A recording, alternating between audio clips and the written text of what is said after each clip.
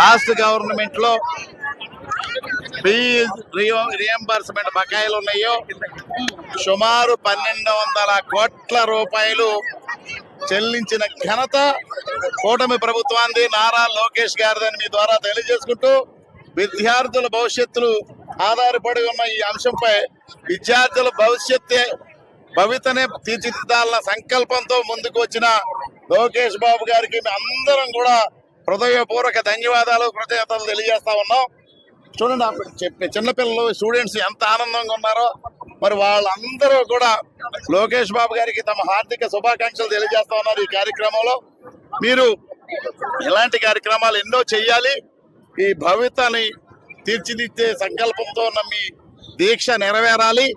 ఈ రాష్ట్రానికి ముందుకు తీసుకెళ్లాలి, అభివృద్ధి నడిపించాలన్న ముఖ్యమంత్రి వర్యులు చంద్రబాబు నాయుడు గారి కృషి, మరి పవన్ కళ్యాణ్ గారి సహకారం, మీరు చూపుతున్న చొరవ, మోడీ గారు ఇస్తున్న సహకారంతో మరి రాష్ట్రం సర్వముఖాభివృద్ధి పొంది ఇప్పుడే నిన్న కూడా ఒక సెంట్రల్ మినిస్టర్ గారు చెప్పారు, ఇప్పుడు Andhra Pradesh is going in right track అని చెప్పేసి ఖచ్చితంగా అభివృద్ధి పదంలో.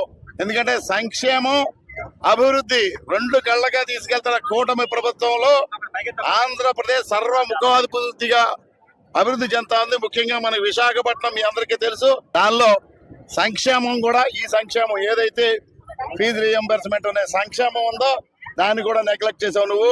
ఈ రోజు ఇచ్చి చూపించిన ఘనత నారా లోకేష్ బాబు గారికి, దాని తరపున మా అందరి తరపున ఆయనకి కృతజ్ఞతలు తెలియజేస్తా ఉన్నాం. Thank you. ఆంధ్రప్రదేశ్ విద్యాశాఖ మంత్రివర్యులు శ్రీ నారా లోకేష్ గారికి ఆంధ్రప్రదేశ్ రాష్ట్ర విద్యార్థులందరి తరపున కృతజ్ఞతలు తెలియజేసుకున్నాం.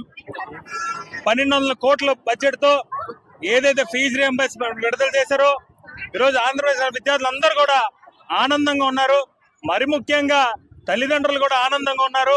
గత పాలనలో తీసుకున్నంటే విద్యా వ్యవస్థను పూర్తిగా భ్రష్టు పట్టించారు. అనేక విద్యార్థి వ్యతిరేక విధానాలు కూడా అమలు చేశారు. విద్యార్థులు ఇబ్బంది పడేవారు. కూటమి ప్రభుత్వం అధికారం వచ్చిన తర్వాత విద్యార్థుల భవిష్యత్తు దృష్టిలో పెట్టుకొని ఈరోజు విద్యార్థులు తప్పనిసరిగా ఈ రాష్ట్ర అభివృద్ధికి ఎంత అవసరం అని తెలుసుకొని తప్పనిసరి విద్యాశాఖ మంత్రి గారు అనేక నిర్ణయాలు తీసుకోవడం జరిగింది. అందులో భాగంగా ఈ రోజు ఈ కార్యక్రమం నిర్వహించడం జరిగింది. ధన్యవాదాలు.